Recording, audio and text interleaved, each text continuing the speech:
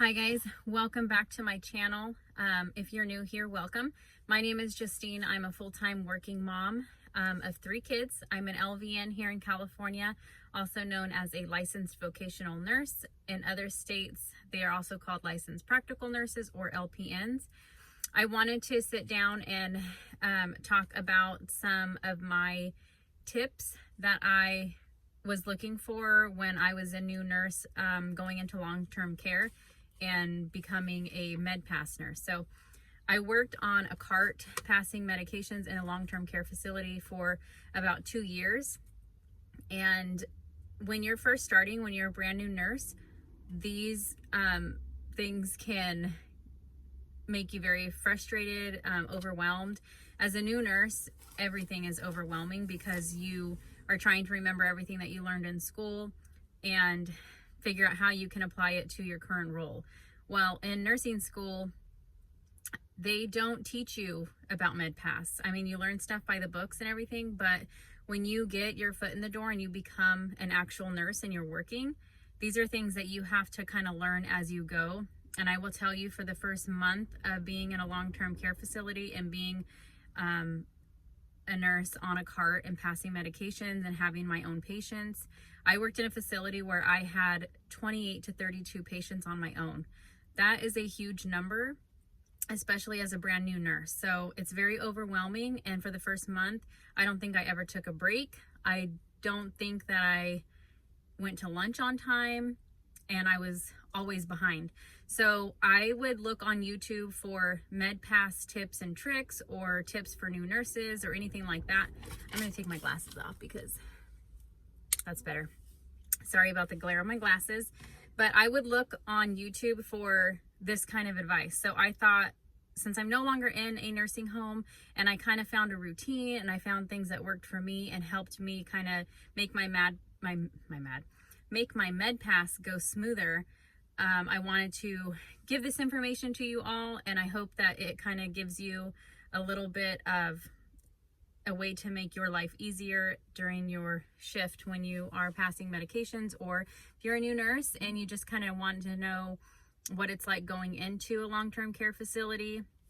I thought these would be very helpful. So I have my paper here. I wrote these down. I'm at work and I just took a quick break because I actually uploaded a video, or I shouldn't say I uploaded, I edited a video last night about an Instacart haul, a grocery haul that I did.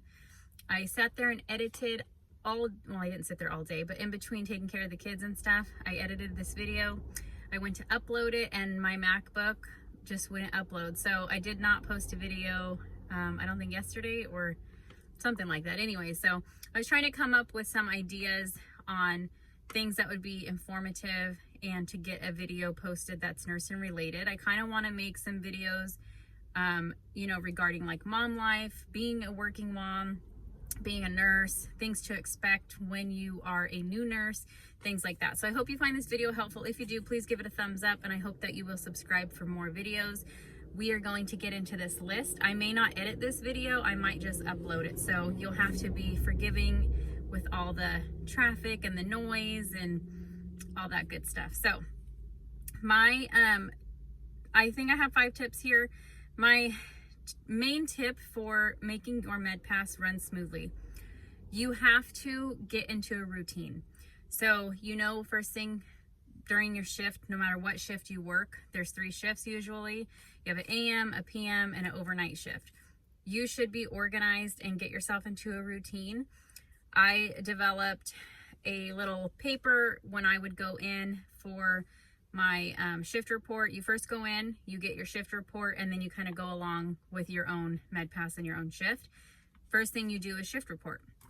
So I kind of got myself organized with how I wanted my shift report to go, what questions that I needed to ask for specific patients, or what I wanted to know from the previous nurse regarding the patients that I was going to be taking over. So a routine is very important. You need to know what you're going into. So first thing is your shift report. You're going to probably do vitals. You're going to want to know like who is in the hospital, who has appointments, who has dialysis, who gets finger sticks for blood sugar checks, those kind of things. So that's what I mean when I'm talking about setting up a routine, because you're going to want to kind of get into a flow with, do you want to get all your blood pressures first, or do you want to give that responsibility to your CNAs if they're trustworthy enough to get blood pressures? I did not do that with my CNAs, not because I didn't trust them, but because they are already overworked and have a lot to do on their own. If they had some downtime, if they offered to do blood pressures, that was great. But I figured as a nurse, I should know my patient's blood pressure and kind of get that firsthand. So I needed to know what patients take blood pressure medications first thing in the morning, so that way I can round and get all my blood pressures or my vitals. Also, who needed finger sticks before meals, so I can get their blood sugar and give them their insulin. Hospital visits, who was in the hospital if somebody fell or something happened overnight. That way I can immediately take them off my workload, and I know I would not have to worry about getting that med pass. Sometimes these patients have tons of meds, and if you have a patient that's in the hospital or has an overnight visit with family or anything like that, that could kind of lessen your workload. So I wanted to know who was in the hospital, who was out of house, who had doctor's appointments, because doctor's appointments are a big thing. When they're in a nursing home, you have to get their packet available. You need to print their chart with all their medications, their latest vital signs, any pertinent information for the doctor's appointment. You want to know what time they're leaving. That way you can make sure you give them their meds on time before they go, or if you have to pack up some PRN meds or meds that need to be given during a specific time if they're going to be away when they would normally get their medication. So these are things that you're going to want to know. Patients who have dialysis, you want to know what arm is the shunt in. That way you don't take blood pressure on that side, and what days do they have dialysis, so you can make sure their meals are ready and that they're ready on time for transportation. Also, what medications are refrigerated.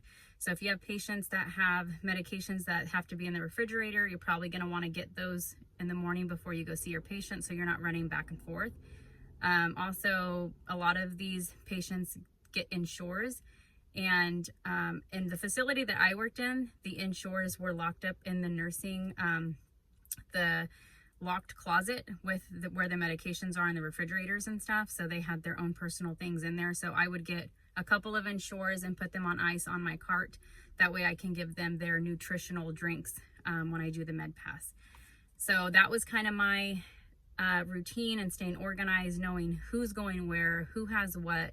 That way I kind of know what to look forward to, because if you don't know these things, then you're going to go in and start your day and just start, going along your med pass. You're going to be running around crazy like a chicken with your head cut off. That's my first tip. Get into a routine and get organized. And it might take some time. You have to get to know your patients and kind of know what their schedules are like. So that might take some time, but it's good to know before going into the nursing home, because I wish I would have known these things. I had many a first, like my first week, just crying. So because I was unorganized, I didn't know how to manage my time. I was new, and when you are a new nurse in long-term care, I don't know about all facilities, but a lot of facilities will kind of just throw you in there because they need the help right away. So that's a great tip that I wish that I would have known, or these things that I just said. Also, Also, you could also organize your your shift with who has the most amount of meds or the least amount of meds, because sometimes you have patients that only take like just their vitamins, which is super easy to pop their vitamins and not have to go into the drawer and not have to sign out narcotics and stuff like that. So I had a couple patients that would only take like a calcium or vitamin D, or they just wanted like their nasal spray or things like that. So it was good to kind of know who had the least amount, because I knew I would just breeze by those patients. Also, another tip is to be nice to your CNAs. Be nice to your help, because these, your nursing assistants do so much. I said when I started my nursing program, I had to take a CNA course just because it was a prerequisite. I had no intention on using the certificate because I knew I wanted to go right into a nursing program. But during my CNA program and having to do like the hands-on of what CNAs do, I said that you probably could not pay me enough to be a CNA. These guys and girls do so much. They're so overworked. They put a lot of pressure on their bodies. They deal with a lot from the patients, and they just do so much. They're not paid enough. They work hard. So be nice to your CNAs. The girls that I had that were my CNAs were always so nice, and they would come up to me and ask me if I needed anything.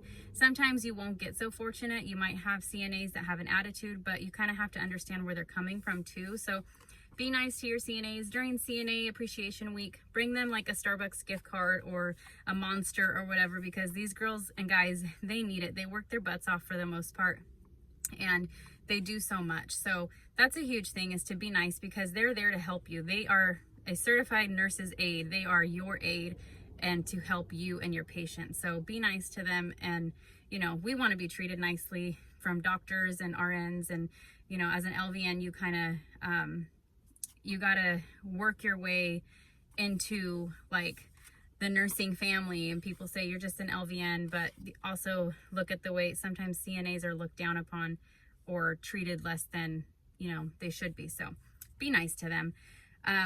Another tip, if you can, be like maybe 10-15 minutes early, or you know, try to be. I know it's hard. I have kids. I was never early. I was always late, honestly. But if I had the ability to come early, I would recommend using that time to kind of look over charts. But you can also just get the brief rundown during your shift report.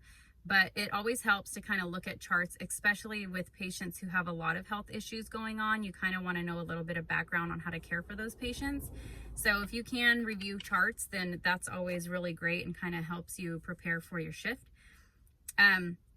Some other tips, this is not MedPass related, but just some tips for new nurses, or tips for working in long-term care, or when you're going to be standing a lot, and just kind of things that you need. I thought I would throw this little tidbit in there.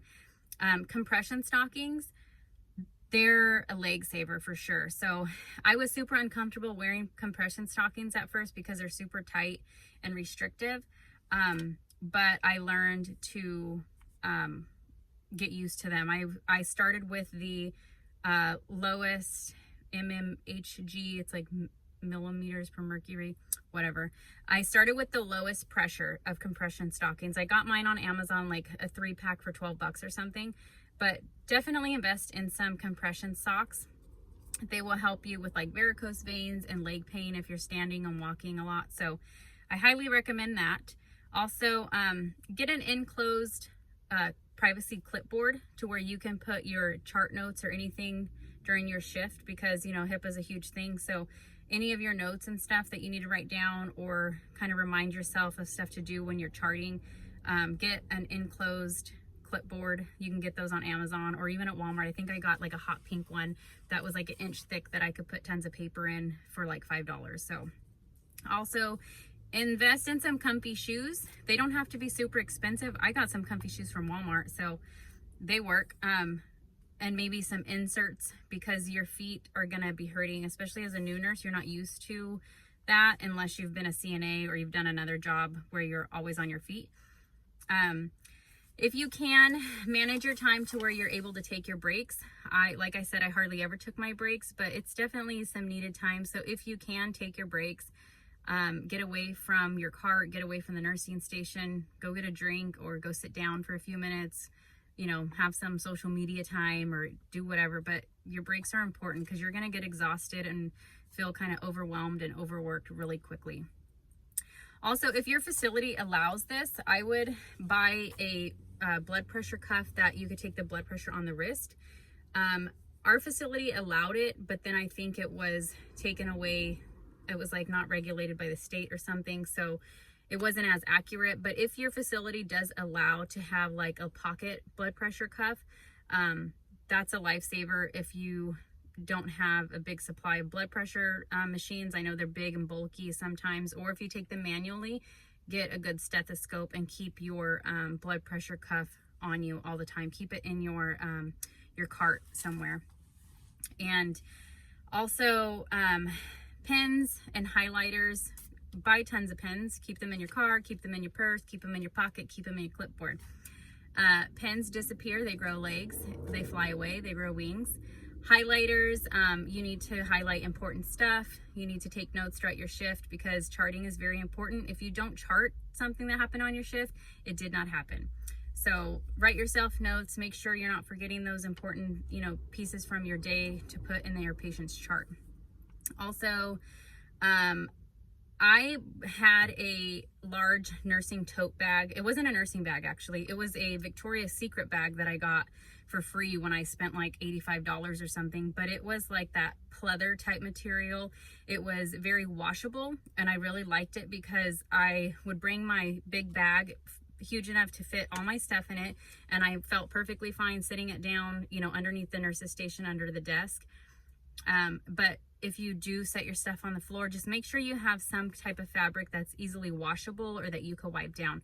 I would wipe down my bag at the end of every shift with one of the Cavicide wipes or something. So that's important. You don't want to be taking germs from work home, so do that. Also, bring snacks and bring drinks.